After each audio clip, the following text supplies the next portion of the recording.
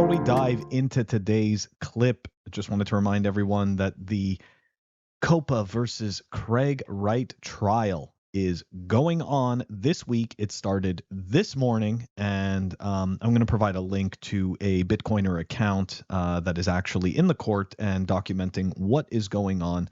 It's the account of Norbert. Anyways, I'm going to put that in the show notes. But that is not the point of the clip that we are talking about today. We are actually going to take a look at TrustWallet. That's right, guys. While everyone else is focusing on the Craig Wright trial, I'm looking at the crap in crypto. So, TrustWallet, when I first saw this article this morning, I was sitting there, I'm like, that name sounds familiar. And I'm going to show you why that name sounded familiar.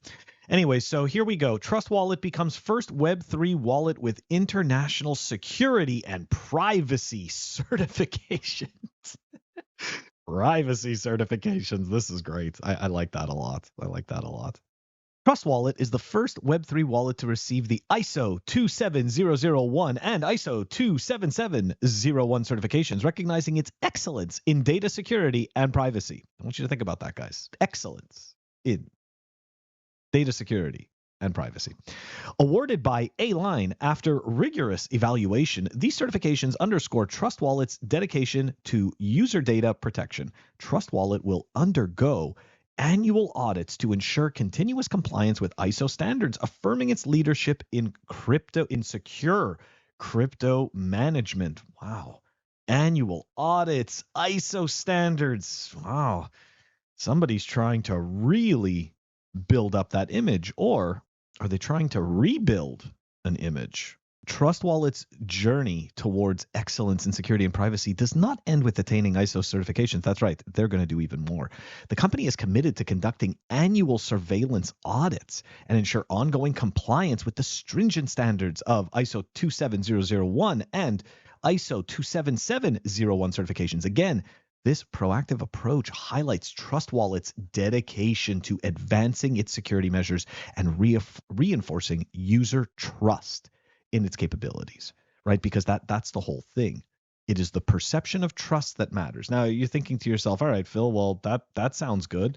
Doesn't it seem a little odd, though, that they're kind of throwing everything but the kitchen sink to try to make themselves look incredibly trustworthy? It's interesting. This kind of reminds me of XRP, because XRP was built according to the ISO, the 20021 or 20021 standard? I don't even remember anymore. Anyways, pretending that somehow the banks, SWIFT, was going to have to use their technology due to that certification, completely omitting the fact that any business can create any product or service that falls in line with ISO and can then apply for the ISO certification. So the idea that due to some ISO certification grants some special kind of superpower to your product or your software or whatever it is, it's fucking nonsense. Anyways, but if you're trying to change people's perception, then maybe this is what you need to do. Because April 22nd, 2023, that's right, guys, last year, TrustWallet to reimburse users after $170,000 security incidents. A vulnerability impacted wallet addresses created through the browser extension between November 14th and 23rd, resulting in nearly $170K in losses. A security researcher reported a WebAssembly vulnerability in the open source library wallet core in November 2022. New wallet addresses generated between November 14th and 23rd, 2022 by browser extension contain this vulnerability, the company said in a statement, adding that all addresses created before and after those dates are safe. The breach resulted in 2 exploits that led to a total loss of nearly 170K. Approximately 500 vulnerable addresses remain with an $88,000 balance. So I went to go and do a little more digging, and I found this thread on Reddit, and this was something I wasn't aware of, okay? But it looks like there was a class action lawsuit against TrustWallet. So that they're not mentioning that in their new and improved breakthroughs, right? And what's also interesting is that Binance actually owns TrustWallet. So this definitely highlights why TrustWallet would jump through so many hoops to prove just how good and how secure that they can be. Now, look, okay, I'm not going to say that, oh, anybody who applies for these standards, it's just virtue signaling, but we can agree that it doesn't hurt in the trust and virtue signal department. And the thing is that when you give a wallet a name like TrustWallet, you're kind of stacking the odds against you. Because essentially people are expecting just by the name that it's going to be that good, but obviously the name doesn't mean anything. So look, obviously you don't keep your entire balance in a hot wallet. Okay. These web extension browser wallets, like I get that a lot of shitcoiners use them.